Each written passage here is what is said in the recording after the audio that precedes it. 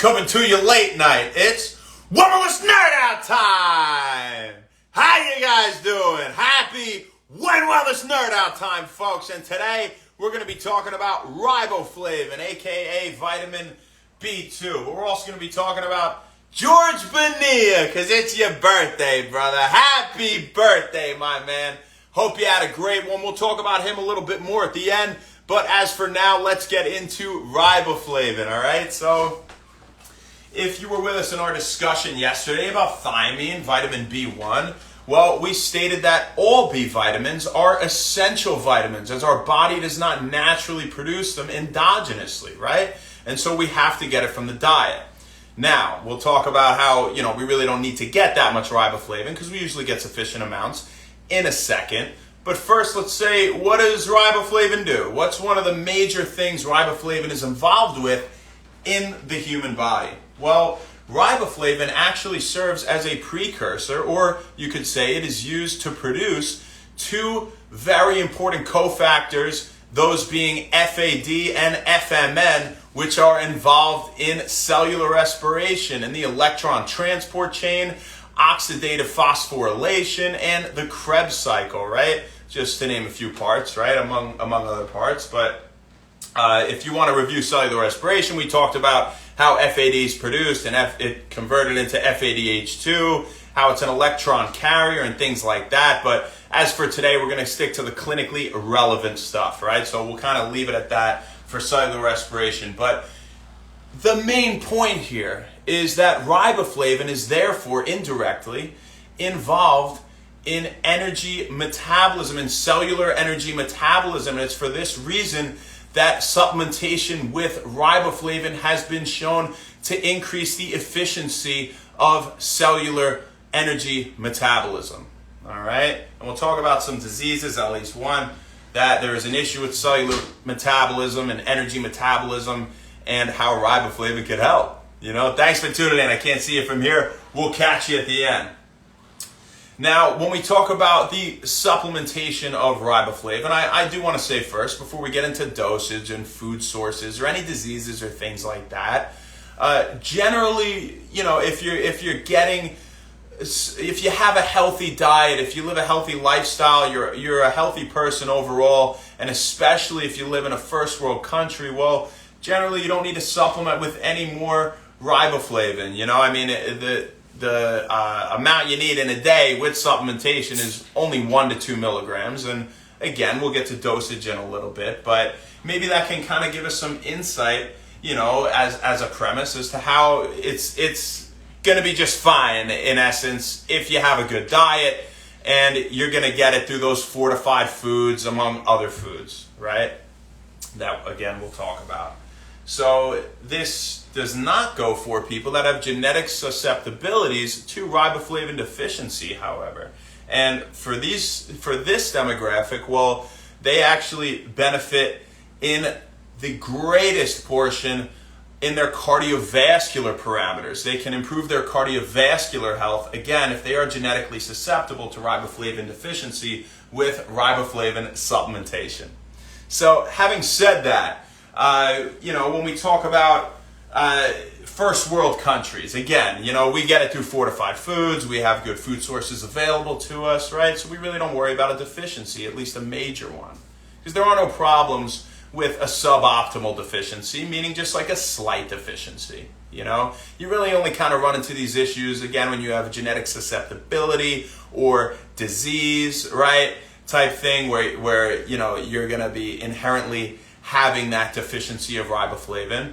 But when you do see a major deficiency in these third world countries, for example, well, you can get something called ariboflavinosis. And with ariboflavinosis, a few issues that we have are with our mucous membranes, especially of the mouth and throat. We have skin issues, eye problems, all right? So when I say we, I don't mean us in a first world country. We're lucky. We're very lucky, realize how fortunate we are every day. This is just another way to realize, how we are. We don't even think about that every day, but what these other people deal with. But a whole nother topic. So for these people, supplementation with riboflavin obviously would be super beneficial. So they would need a lot more than that 1 to 2 milligram mark per day. That's sufficient for people in first world countries in general, right? Because deficiency, again, is very rare somewhere like the United States, okay? Having said that, what are a few things that we can use riboflavin to treat, or what are some disorders it could be involved with, right? What are some clinical implications here? And let's start with Huntington's disease. Well, Huntington's disease is an inherited autosomal dominant disorder characterized by the degradation or the breaking down or dysfunction of your nerves over time. And it's a progressive disorder that gets worse, again, over time. Now, usually Huntington's, just as a little background info, it sets in people's 30s or 40s. It can even set in as early as their 20s or younger, and they call it juvenile Huntington's disease, if that's the case. But the kind of symptoms that we get, well, it's a wide range of them. I mean, you're going to get an absolute ton of them. The list is long, but unfortunately, very unfortunately, for those people that have Huntington's, but, a few of the problems we get are dealing with movement. I'm sure you heard of chorea or spastic movements, for example, things like that. You get mental issues like bipolar disorder or mania, things like that. So we get psychiatric disorders and cognitive issues in general, right? So psychiatric issues, cognitive issues, and movement issues in simple, to sum up a lot of what's going on with Huntington's disease and what can go wrong with people. And again, it's progressive, so it gets worse over time. Now, why do we even mention Huntington's? Well, in Huntington's disease, they found that a major contributor is impaired cellular energy metabolism. So if we were to give more riboflavin, and hence more FAD and FMN, cofactors that are absolute necessities, and riboflavin is a necessity to produce them, right? Then we could see that maybe there's some implications here to helping people with Huntington's in that sense of improving energy metabolism, right?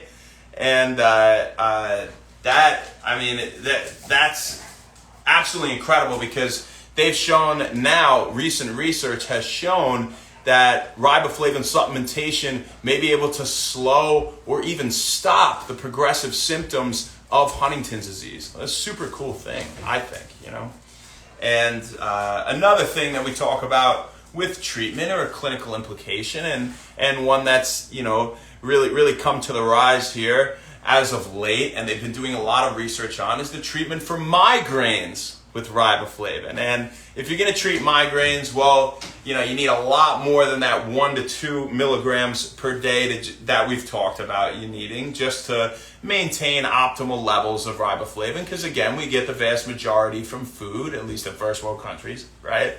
So with a healthy diet, at least. So, we really don't need that much. But with a migraine treatment, we are looking at 400 milligrams of riboflavin in a day. And now, that's not to say it should all be taken at once, and I'm not recommending that you take riboflavin for your migraines. There's a lot of other things you could do, right?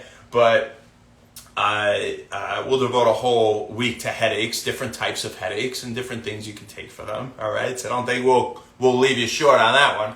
But this 400 milligram dosage throughout the day should be taken in 50 milligram dosages or more. So you're going to divide it throughout the day. If somebody was doing this, they would divide it throughout the day. And it should be taken with food if you're going to have that much, again, to treat migraines, all right? So if you're having just the normal amount, that 1 to 2 milligram range, to maintain optimal levels, you really don't need to take it with food, all right? But again, in treating migraines, that's a lot, so we would want to take it with food to be safe, not have any upset stomach, any issues or anything like that, right? Any malaise, uneasy feeling. So when we talk about foods, what do we got? What do we got, Shane? Well, we got organ meats. You got liver, kidney, heart.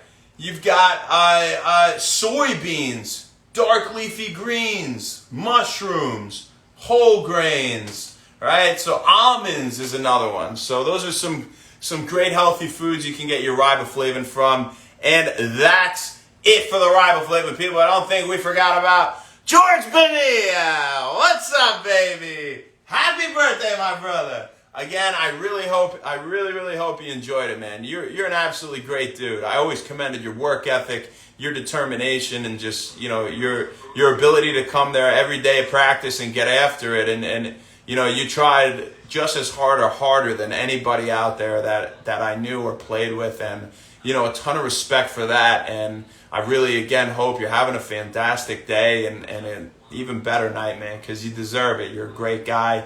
You got a great heart, great personality. You're always smiling. And this one, my friend, is absolutely 100% for you. So happy birthday once again. Let's see who we got here. Who tuned in tonight? Hey, what's up, baby? How you doing? Well, damn the Latrell. How you? I couldn't see the rest of it because there was something blocking it. How you doing? What's going on? Ellison Seeker, what's up? How you doing? Thank you for tuning in, Elise. Eric Rafferty, my man, and Melanie. Thank you guys for tuning in so much. I hope you got something out of this. I hope you enjoyed it. And I hope you go get some B2 from some great foods, because you really don't need much through supplementation, because we live in a first world country. Not to, rip on anybody that doesn't. Have a great rest of your day. I mean night, because it's 11:34 p.m. We'll see you tomorrow, folks. Happy Wellness. Thank you.